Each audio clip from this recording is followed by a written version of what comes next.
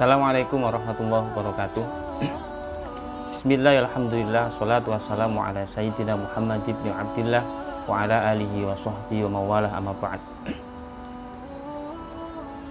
Bagaimana kabarnya sekalian? Santriwan, santriwati, peserta pesantren Ramadan online SMK Negeri 5 Surabaya. Saya berdoa semoga kalian semua sehat walafiat, diberikan Allah kekuatan lahir batin, bisa menjalankan ibadah Ramadan ini dengan sebaik-baiknya. Anak sekalian, alhamdulillah pada kesempatan ini kita bisa bertemu meskipun hanya lewat daring online. Kita akan ngaji masalah zakat, infak, dan sedekah. Kita awali dengan masalah zakat.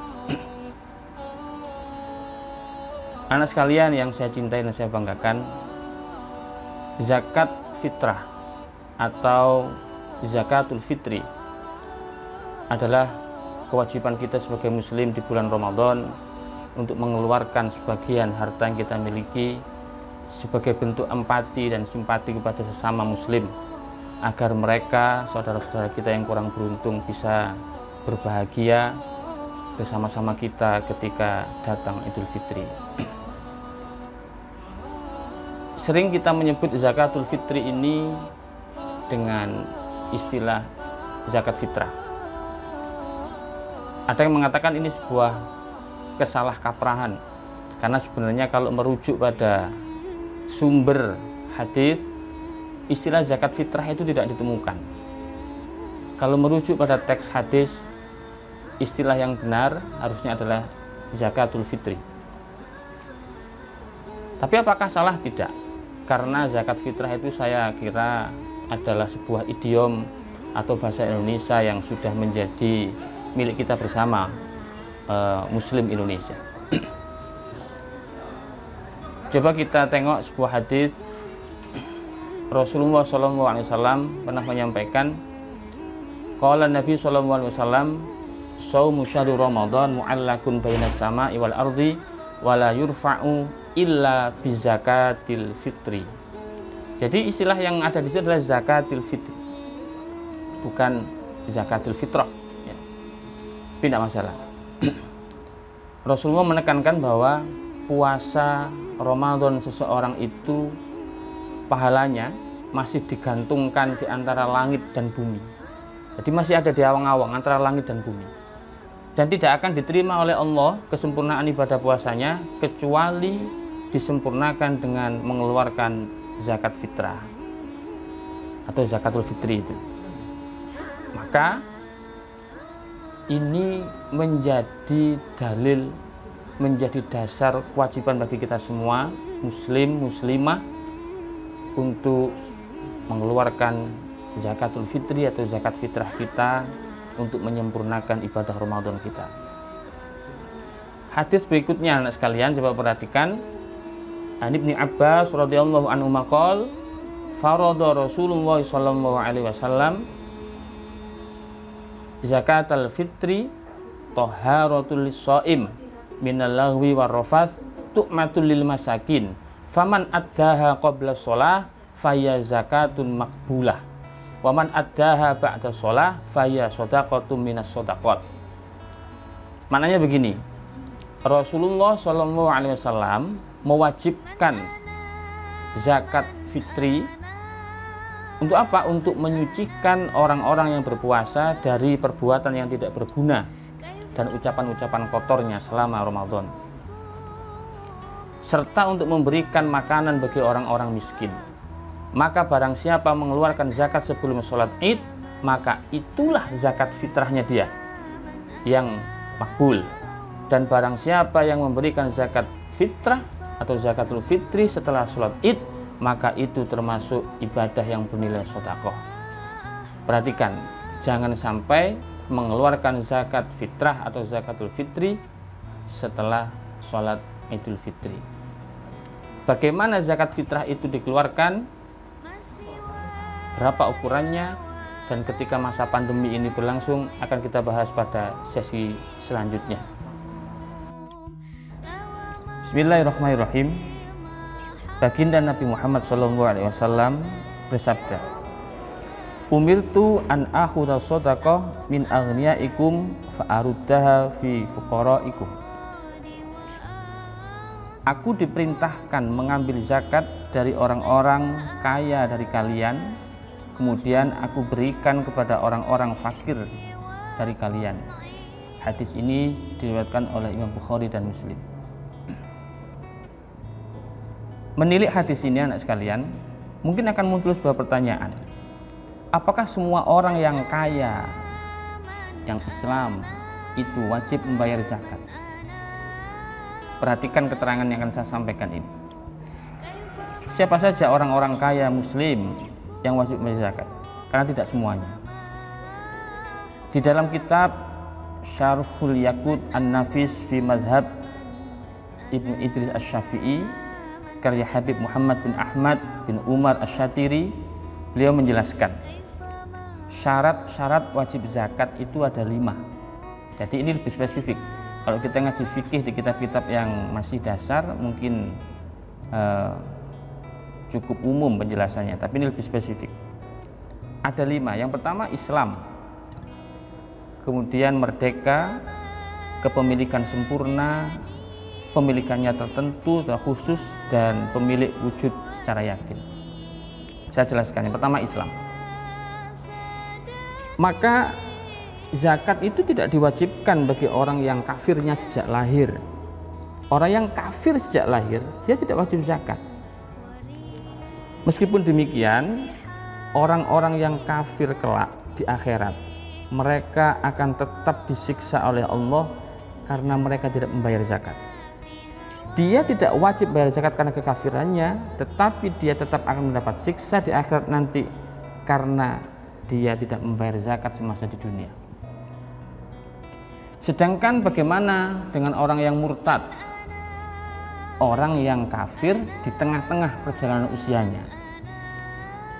Orang-orang yang murtad itu dilihat, kalau kemudian dia sampai meninggal dunia tetap dengan kemurtadannya, maka dia tidak diwajibkan membayar zakat. Tetapi bila mana dia kembali kepada Islam sebelum dia meninggal, maka dia diwajibkan untuk mengqadha atau membayar hutang zakatnya selama dia murtad itu. Nah, ini yang harus diperhatikan. Berikutnya anak sekalian yang perlu diperhatikan dalam ngaji ini,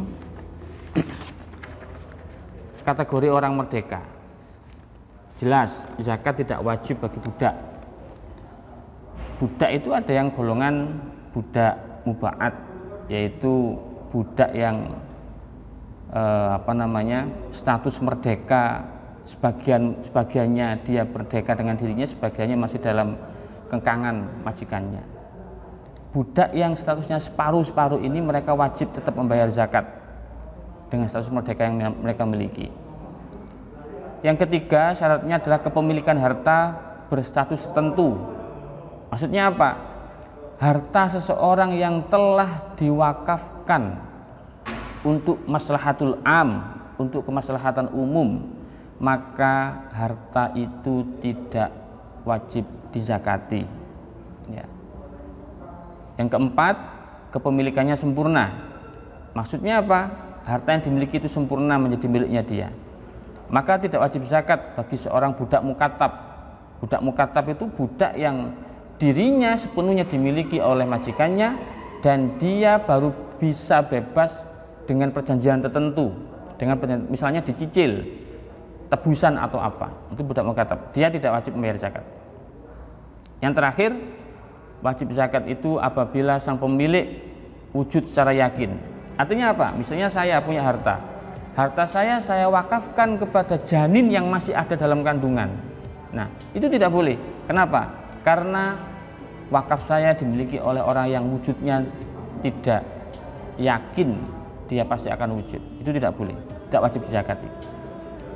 Lalu bagaimana dengan saat ini masa pandemi ini banyak orang yang berhutang? Bagaimana kalau orang punya utang? Apakah wajib zakat? Dalam hal ini ulama berbeda pendapat. Menurut pendapat yang kuat, yang utama dalam mazhab Syafi'i, tanggungan utang itu walaupun banyak tidak dapat mencegah kewajiban zakat. Sedangkan menurut Imam Hambali, Hambali, kewajiban zakatnya gugur ketika seseorang itu punya hutang yang tidak bisa terlunasi kecuali dengan harta yang dia keluarkan zakatnya itu. Ya, dipotong zakat itu. Maka gugur. Ini yang harus difahami, tambahan ilmu untuk kita semua. Lalu yang terakhir, pembahasan kita adalah bagaimana cara kita membayar zakat di tengah kondisi pandemi COVID-19 seperti ini. Apakah kita tetap dengan cara-cara konvensional, kita bertemu dengan mustahik zakat, bersalaman, ijab kabul dan sebagainya? Karena cara ini masih diyakini oleh mayoritas umat muslim Indonesia. Zakat itu baru sah kalau kemudian kita bertemu langsung dengan mustahiknya, muzaki mustahik bertemu langsung, bersalaman, ijab kabul terjadi dalam majelis itu. Anak sekalian, ketentuan ini tidak menjadi syarat wajib dalam penunaian sebuah zakat. Memang afdol ketika seorang muzaki bisa bertemu langsung dengan mustahiknya, kemudian ijab kabul disampaikan dalam majelis itu afdol. Tetapi tidak menjadi syarat wajib. Apalagi dalam masa pandemi seperti ini.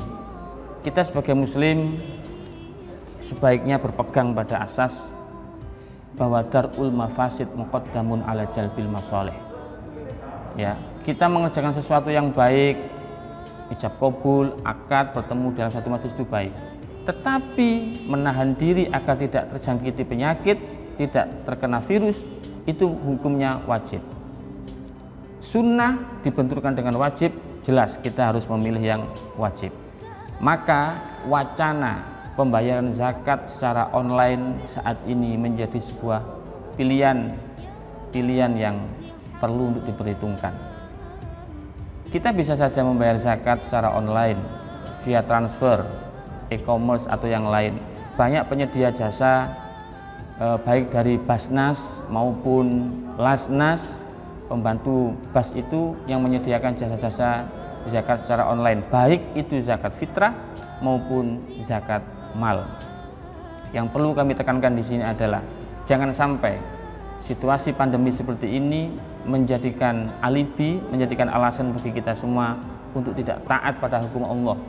Kalau kita merasa diri kita adalah seorang muzaki, seseorang yang masih harus membayar zakat, maka lakukan dengan cara-cara, dengan pilihan-pilihan yang tentunya itu aman untuk keselamatan kita semua.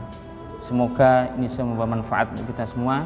Pertemuan ini menambah fadilah ibadah kita di bulan Ramadan dan Allah menerima seluruh amal ibadah kita di bulan Ramadan.